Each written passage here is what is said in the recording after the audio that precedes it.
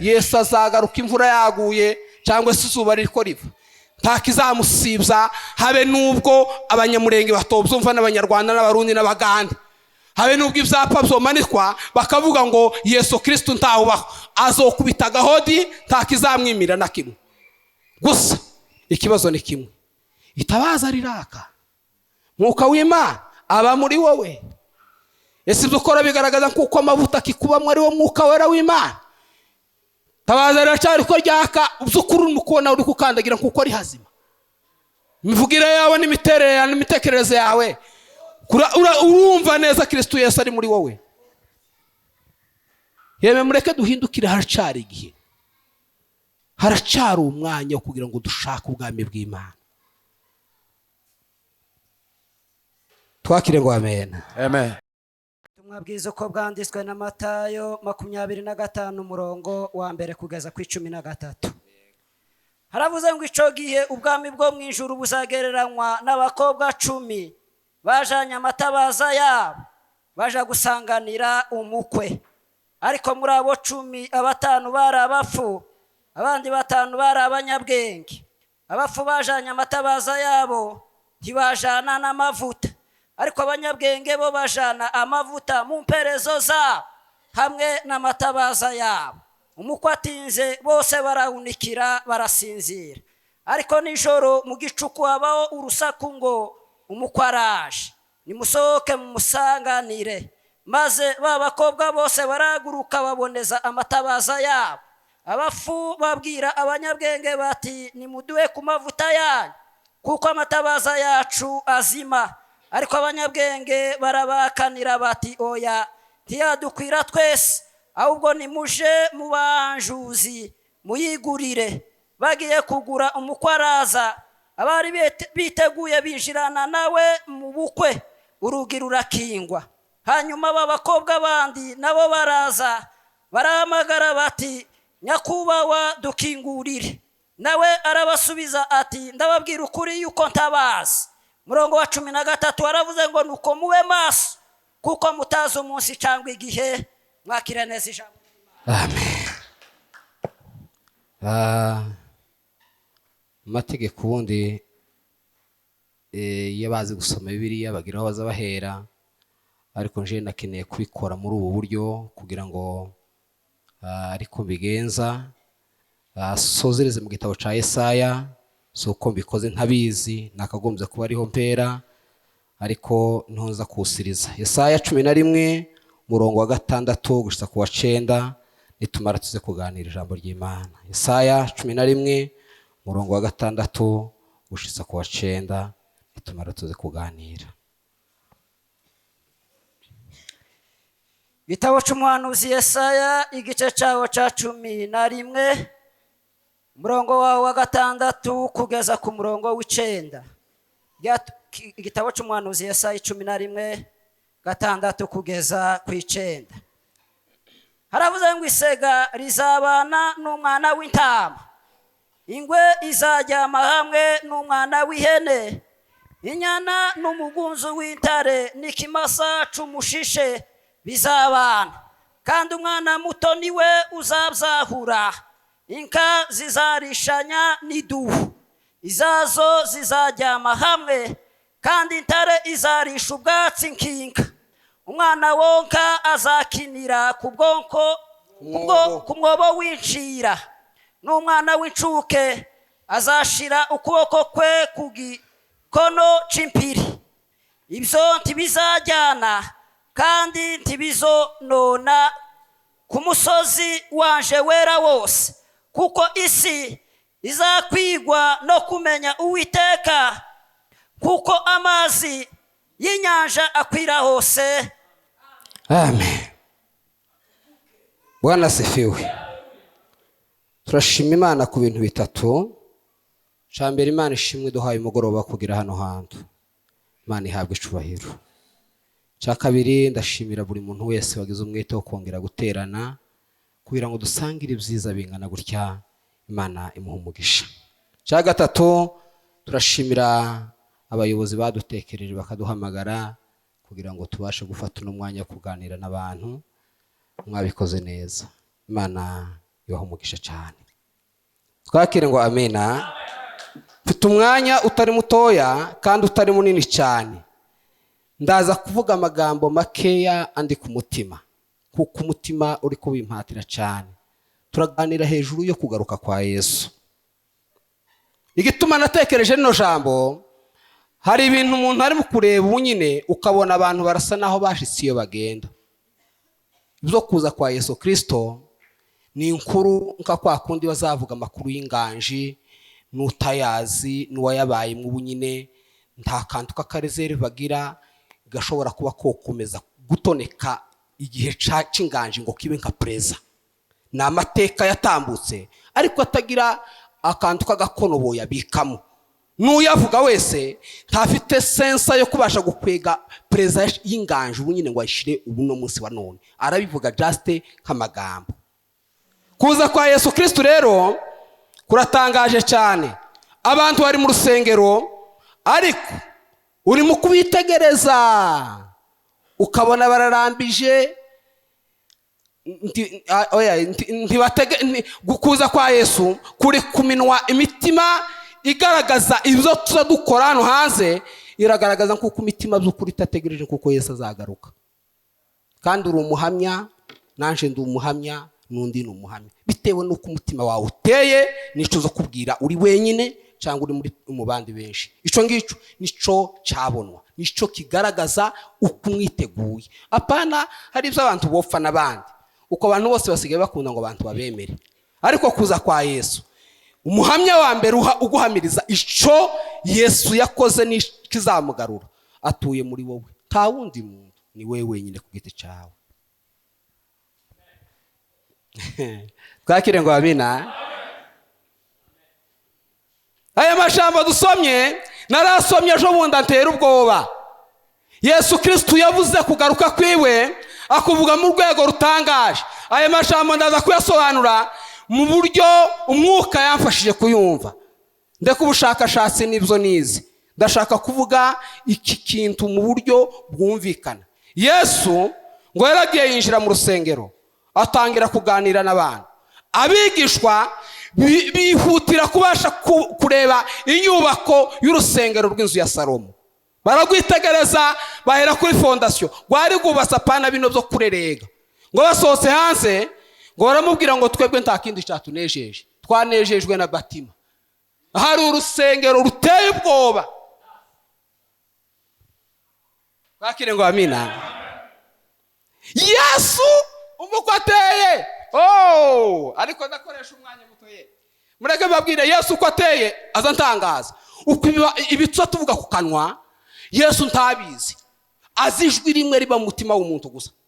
Kandi riza rivuga cecetse, rikavuga ryamye, rikavuga ari kumwe n'abandi, rikavuga atari kumwe nabo. Cyo gituma ibyo abantu bavuga ntiwobigera ngo bishobore kwitwararika no kwibumbarika ku bandi. Iryo jwi Yesu ntarizi, n'ubunyangamugayo n'ubufura Yesu ntaza bibonera hano, n'uburyo abantu bagenda gahoro kugira ngo batasitara ku bandi. Ijwi Yesu azi ni ijwi cagihe wenyine wagiye ngo mu cyaro cyangwa se watembere hano mu mujyi. Iryo jwi Yesu arizi kuruta ukunguku ndi kumvuga kuri mikoro. Nico gituma arababwira ngo ndatangaye. Nuko biganze mwatangajwe n'ibyubaswe kuri urusengero. Arababwira ngo mwumve none mbatangarize ikintu gitangaje. Arababwira ngo nyuma y'iminsi mike ngo ntabuye rizasigara rigeretse kuri yindi.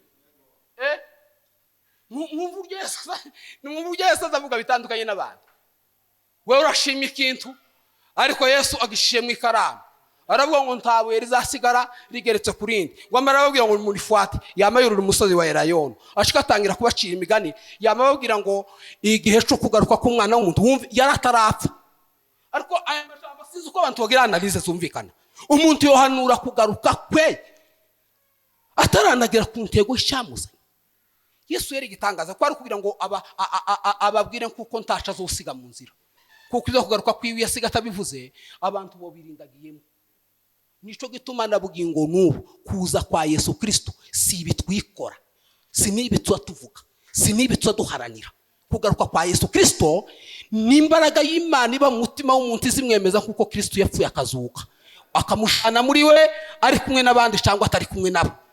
ibi twikora bindi si ukugaruka kwa Yesu ntitwamwitegura mu gisirimba no muri haleluya. Mureke mbabwire ikiza kicyemeza kuko abantu kugaruka kwa Yesu Kristo kwagize kwabaye gukeya.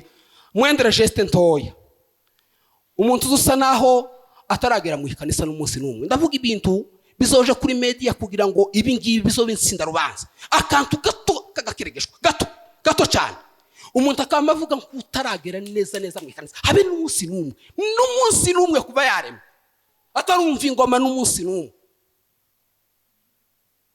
Hari amagambo abiri azagaragaza ko umuntu ataragera mu ikanisa, cyangwa se ahandi mushomba zatubwira ngo mu ikanisa niho zatonganira ngo ariko mu itorero se ni mu itorero n'amahoro. Ikizakwereka umuntu utarashika mu itorero ni ibintu bibiri. Uko ndi umukristo nkuko mpagaze hano ariko bosheganya neza mukire ntibamuzi, ntabwo mukire ari uyu nguyu usirimba, mukire n'akazi rimwe na kabiri twagiye mu mibyizi. Kandi mukire Imana isi n'umwe n'uwashyize ku musaraba uzugenda na Yesu Kristo utinya gukora ibyo Yesu yanga. Ni wa wundi wosheganya n'akazi rimwe ugasanga ni muzima, ariko abenshi nibankora umbone n'akazi rimwe na kabiri ariko niyinga bararimba. Yesu Kristo abashyize ku musozi arababwira ngo mureke mbabwire ngo ubwami bw'Imana ngo bugeranwa n'iki n'abakobwa 10 ngo kandi bose batoye iki amatabaza yabo. Bari bafite amakuru y'ukuri kuko umukwe agiye kuza, kuko ikoshanya no kuza kubaza amakuru y'ukuri bari bayahawe na nyiri bwite. Hari umukobwa wazaje gucura nta makuru azi, baza kumugaragaro bagafata irembo, umukobwa amakuru aba yazi kuko barateretanye n'uwo bagiye gushakana. Uzamubwira ngo Yesu azojana itorero ry'ikivunja kibyo yafashe kuri kuterura. Ndababwiye kuko Yesu azajana itorero kuri kuterura. Yesu ntiyoterura bibaho. Mwagize unabahungu bakera babandi, Yesu ntazojana itorero yakubiranyije.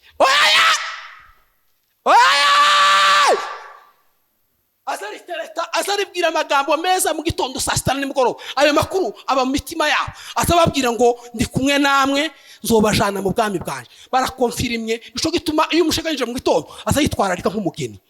Umugeni ntagira amahane, umugeni agira izaza avuga n'ibyo azareka, umugeni agira uko azayitwararika, umugeni agira ibizaza aca hejuru. Kandi kubw'impamvu zo kugira ngo aramire iki cyakintu ariko arinda, azaje mu rugo rwiwe nta mazimwe, nta magambo, nta umugubonyeho umugayo n'umwe.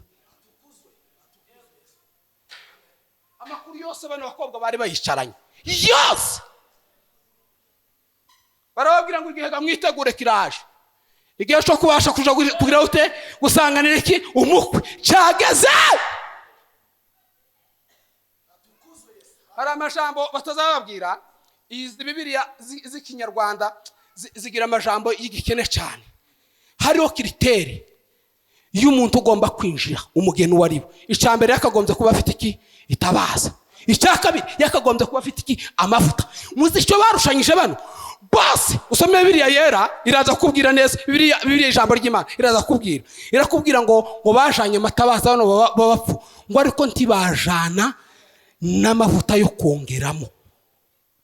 Umva, ntibashanye amavuta yo kongeramo. Kiritere yari ihari samples. Uzaje gusoma ibitabo, nta muntu wari kwinjira muri ubwo bwami adafite itara riko ryaka jamais de la vie. Cyo gituma rero kuza mu ikanisa dufite kiritere bazakubwiriza ukiyakira Yesu nk'umwami n'umukiza w'ubugingo bwawe. So ni kiritere n'itara, wamara ukaza ugashika mu rusengero bakagusengera ukabatizwa ukaza ukinjira muno. Wamara rero amavuta uko angana muri wowe ashobora kugushirana cyangwa se ntashire, ukayongera ukajana reserve. Mwumvise cy'abantu barutanye. Unukuvuga ngo twese twahagurutse nk'abakobwa dufite amavuta, dufite ndetse n'amatara, kandi twese turafite reyelema. Uzogenda mukure ubushakashatsi, abantu benshi bari mu rusengero n'ukuri barakijijwe, ariko iza kwereka kuko itara rya amavuta amaze gushira neza no gukora kuri bienvenue nkamuranga akandandukaho. Itara ni kisima cakera hari mu rusengero. Wagize ngo yaje mu rusengero so atarakijijwe, amavuta ashizemo kera. Yesu natanga gahodi ndakubwiza ukuri, azogira ngo none kuja gushakisha kugira ngo ubwambi bw'Imana buze no gusubira gusirima no kuja mu gutaha, azokubwira ngo sinkuzi. Amatara ni maze mwagize ngo twinjiye muri twese ntaho hamagara, ariko ibyo uri gukora, ibyo uri kuvuga, amagambo urimo, ibyo uri kugenderamo biragaragaza ko itara ryazimye cyangwa se rikirizima. Iyo ni examen wenyine wikorera, nta yindi mpamvu, nta makuru y'ama exercice maremare ngo de plus de égal 4. Oya, itara nimba rizima ni rizima. Iyo riko ryaka umuntu azamenya icakandagira, akamenya atera ukuboko, akamenya atera ukuguru. Cyo gituma rero ibintu byose biri hano hanze aha turi ko tubona hangaha, iyo umuntu afite itara ribona azavuga ngo hano no havuga, aha no hareka, ahantu hari akobo nutera intambwe karenga gahoro. Tegera! Ni mumara twese! Twese dutegerane kugaruka kwa Yesu. Ariko hari urundi rubanza dukeneye. Prosper, niwe nshoboye urimo byara wanje. Uko waje mu ikanisa ufite itabaza n'amavuta, ayo wazanye ikigaro cyayo urakizi wenyine. Ariko kizakwereka kuko itabaza ryazikiye mugani w'abagani nuko gusitaraho. Umuntu azaya mayera ibisa n'umwijima, atunze Bibiliya, aba mu ikanisa, azanywa ameza saa 6 nimugoroba buri munsi. Murashaka iki niki. Yesu arababwira ngo rero abacuma uko byagenze baraje bashikamweka. Ariko musarire Yesu urubanza rwo kuza kwiwe waracitse kera, kuko bigaragara n'ibyo turi byo biragaragaza kuko ni ukuri kw'Imana. Ese nishaka impere hano kuri mitondi wacu, ariko ururimi rw'uwageze ku musaraba rugira ukuntu ruza rumera, kuko rufite itabaza ryaka riko rimurika, ntiruza rusitara kuwa rubonye. Ufite itara ntiyova gusitara kwa bo kaba wamugonze.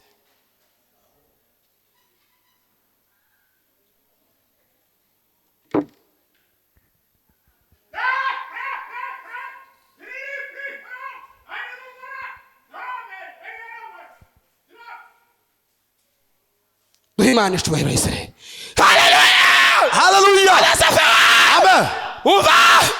Arababwira ngo nimwumva uko yababwiye yicaye Yesu atuje arambije, arababwira ngo noneho ngo umuko atinze barahunikira barasinzira.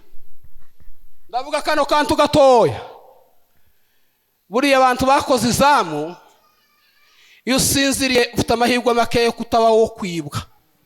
90% wo kwibwa, wo kwinjirana bose sera inzu y'abandi bakayimena, ejo gataha ruzira. Abakristo baza basana bari kwizamu. Yesu Kristo yaravuze ngo muhore mukenyeye kandi amatabaza yanyu yake, muse nk'abagaragu bategereje nde shebuja ubwo azagaruka aje hehe mu bukwe. Twakire ngo amen. Amen. Tahareruya nyinshi ndabizi. Modeni za la pare. Kotekereza kuza kwa Yesu tukakubita igitoko. Bibaho. Kaba twebwe noneho muzamwira ngo Yesu n'umunyamurenge. Akanwa ka Yesu Kristo kaza kavuga ukuri kwibiriho. Ngo batanu ngo bamaze gusinzira n'abandi batanu. Ngo urusaku rwamarira ngo umukwaraje. Umuntu akamafundagurika, umuntu agatora, nimwumve, umuntu agatora itaragiwe yari kubitamo likama ryaka, undi yakubitamo ikibiriti likama rihumaguza, likama ripapa zari papa itara isarimo intuzi bitoro zijyama ripapira. Ndora nkubwire mureke mbabwire kandi naryo riba ryafasha umuriro kwa kundi, igusa igituma umuriro utabafashe cyane nuko amavuta. Amen. Tondelasiki. Yesu azatugerageresha utuntu kudukeregeshwa dukeya gusa tuguterembere ngo pa itara ryama ripapa. Icyo gituma nza mbabwira umugamwa barambwiye ngo nakizwe, arababwira ngo reke tuzareba mwihambira. Muzi gituma nukuri kw'Imana ikitontera ubwoba ubu ngubu n'uburyo amatara ariko azima y'abantu. Ikitontera ubwoba ubu ngubu nuwerekwa nuhanura nuvuga ku ndimi nukora ibindi byose. Oya wo ngo ntiyontera ubwoba kubera kuko aka examen gato kari mu kuzita itara rikama ripapira. wundi mwari muzi ko ari igitangaza itara rikama ari muzima na mu gitondo. Yesu aravuga ngo nimwumve mwabantu mwe, nimwumve ngiye kuja gusoza. Arababwira ngo batanu babwira babo biracitse. Umukwe garashitse ariko twebwe amatabaza yasimye. Baramubwira ati mugende kuhanjuza. Kuko ayo dufite ntitwoyacamo kabiri. Ayo dufite ntitwoyacamo kangahe? Kabiri. Barasohoka baragenda. Amare kugenda. Ariko kano kantu ngagarukeho. Nongere kavuge yeme. Salomo yaranditse aravuga ngo ushobora kurinda ururimi rwiwe gusa. Ngo yotegeka isi. Apana igihugu yotegeka isi. Azakise n'ubugi ururimi Dore itari Imana yasize ubunyine kugira ngo igarageresha abakristo ba none basa n'abatarashika ku musaraba. Nakagace gakorana naka ngaka kinyuma aka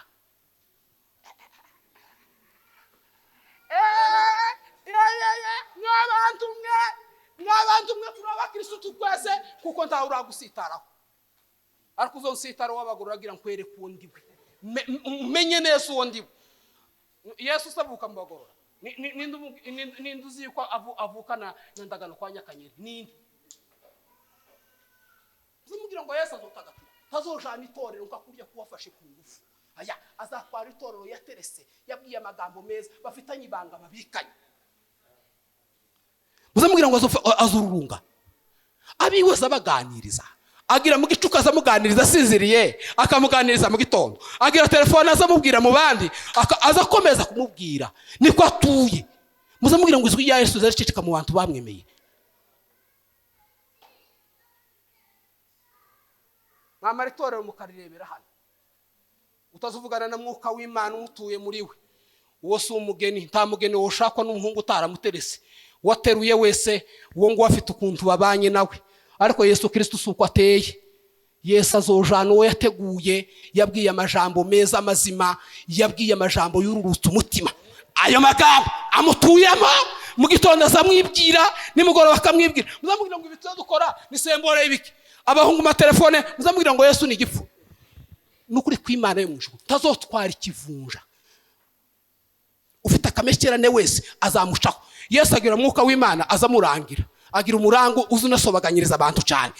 Ndore azashaka kuvugana na Jean Paul. Mwuka akaza akavuga ngo Jean Paul kuri zubona ndaraba mu basinzira nabuke. Nabuke Jean Paul utarasiga wewe mugorora wewe biba kamere uyice uburakari busubize muri wowe umenye ibyo ugomba gukora n'inshingano zawe mu rusengero numara wipositione neza. Mwuka azakuma akuja kubwiza ukuri kw'Imana bakuri inzira ku murimo. Nta mugeni wa Kristo uri muri wowe.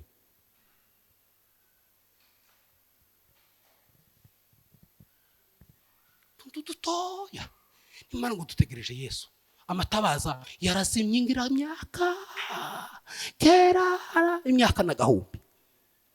Wogira umwaka ntajwe y'Imana riba mu mutima wawe wamara ukagira ngo muri wazoreka kuvuga irindi jwi rizajyama rizamuka rindi ritari y'Imana rikagukoresha.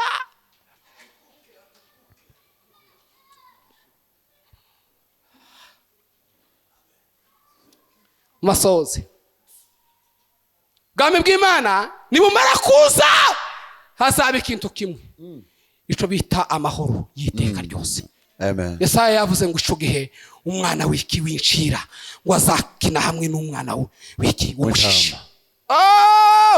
Nimwumve mu bwami bw'Imana mu rusengero rwera rw'Imana nta nzara zibamo, nta bana b'umushiha babamo, nta bazabanyura n'inzara, tibazafatana ibzara, tibazabashikurana. Na amahoro, na amahoro, na amahoro, na amahoro. Mu kanwa kabo habamo gusa kugaruka ku mwami wacu Yesu Kristo. Bazabwirana ngo muhore mukenye kuko amatabaza yanyu agomba kwa. N'iryo jambo rigomba kuba no mu bakristo. Akanwa ku mukristo kavuga ibindi bitari kugaruka kwa Yesu, nuko Yesu yaje kugira ngo akize abantu hindurane z'ibyaha. Kilanda poria. nako kanwa konyine kagomba kuvuga. Aravuga ngo umwana w'ihene ngo azabana n'ingwe, intare zarisha hamwe n'inka, zibzagire ku musozi w'Uwiteka, ntibizongera kurwana.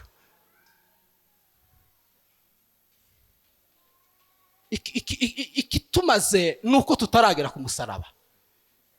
Yesu Kristo yaje kugira ngo atwerekere inzira, aduhindura abagwaneza muri we, tuvuga amajambo meza y'ururutse imitima, tugenda n'icubahiro c'Imana hagati muri twebwe. Ariko amahane ntaba ku musozi w'Uwiteka. Ngiye gusoza mbabwira ngo jewe ibyari bindi ku mutima ni ibi ngibi. Yesu Kristo karaza mw'abantu, kandi azaza metodistic icuzuye cyangwa se icagase, cyangwa abangaba bose baragiye hari abandi bashasha. Yesu azagaruka imvura yaguye cyangwa se izuba ririko riva, ntakizamusibza, habe nubwo abanyamurenge batobyumva n'abanyarwanda n'abarundi n'abagande, habe nubwo ibyapa byomanikwa bakavuga ngo Yesu Kristo ntawubaho, azokubita gahodi, ntakizamwimira na kimwe. Gusa ikibazo ni kimwe, itabaza riraka, Mwuka w'Imana aba muri wowe. Ese ibyo ukora bigaragaza kuko amavuta akikubamwe ari wo Mwuka wera w'Imana. Tabaza riracyari ko ryaka, by'ukuri urimo kubona uri kukandagira kuko ari hazima. Imivugire yawe n'imiterere n'imitekerereze yawe, urumva neza Kristo Yesu ari muri wowe. Yeme mureke duhindukire, haracari igihe, haracari umwanya wo kugira ngo dushake ubwami bw'Imana. Twakire ngo amen. Amen. Iri jambo riza rintangaza cyane. Ele de sala prisani elaze fedela Aho la puissance bre de la riere savaria mokandi la bonde za sheki paria. Emi muntaganira n'abandi uri mukumva, ukumva n'ukuri kw'Imana, usibye kuko jewe simfite ico gipimo, ariko Mwuka w'Imana n'umuhamya. Umuntu ari mukwama avuga mubisi honyihonyi, akanwa k'umukristo kovuga amasaha 12 kakavuga iby'ubupfu. Umuntu akasinzira agatekereza iby'ubupfu bukira.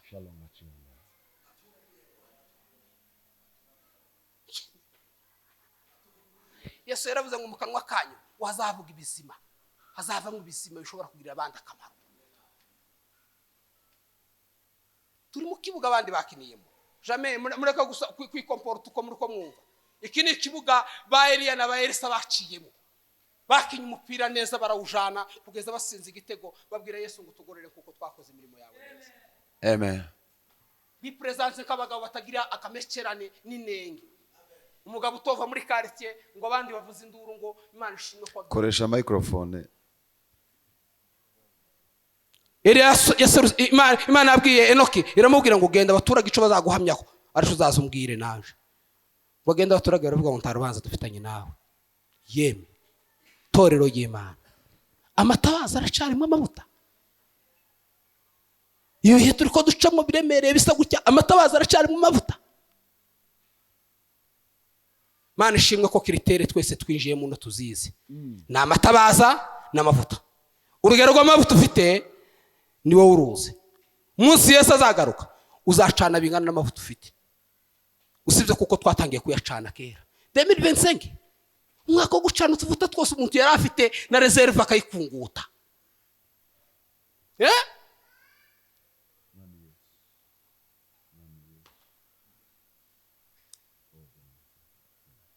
Muhindukire tureke turikizo turimo amateshwa n'amanyanga. Muhindukire umuntu wese arebe ko afite itara rizima n'amavuta afite, arebe ko afite Mwuka wera w'Imana uzumufasha gutekereza no kuvuga neza, uzumufasha kubasha kureka gukora ibyaha byo kugirira amafuti n'ibyaha tubizibukire. Duhindukire turebe Yesu nk'umwami n'umukiza w'ubugingo bwacu. Jambo y'Imana rituganze. Amen.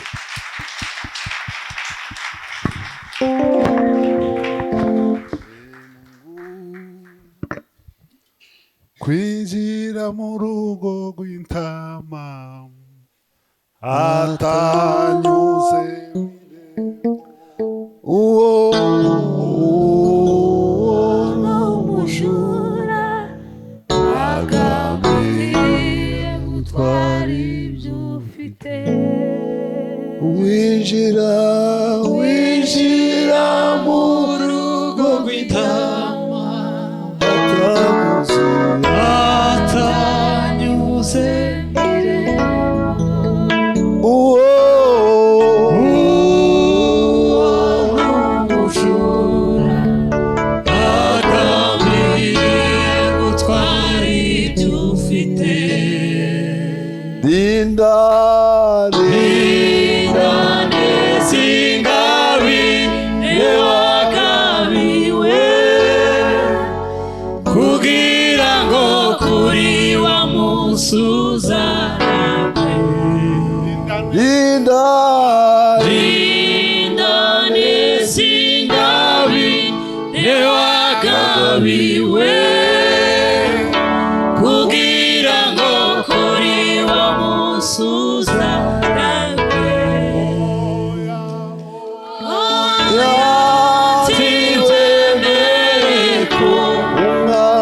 Umwaza gutwara iby'agaciro oya niwemere